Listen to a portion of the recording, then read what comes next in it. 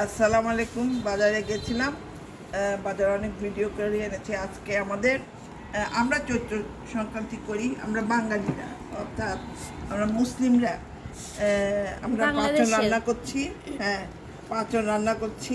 এই যে একটা পুঁই শাক, তারপরে পাতাকপি, এটা সাজনা, মিষ্টি কুমড়ো, তারপর মিষ্টি আলু, পটল, বরবটি, সিম, তারপরে যা আছে যত রকমের তরকারি আছে, তারপর ঢেঁড়সও দিই অল্প পরিমাণ, বেশি দিই না।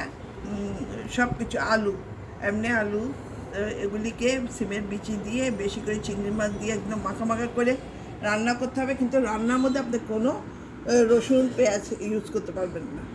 জিরা, আদা, হলুদ, মরিচ, পোস্ত দানা বাটা, বাদাম বাটা, এগুলো দিতে হবে। এইভাবে রান্না করতে হবে।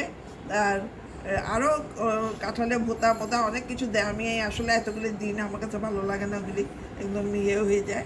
এইভাবে রান্না করব আজকে। আর দেখি আর কি রান্না করা যায় দুপুরে।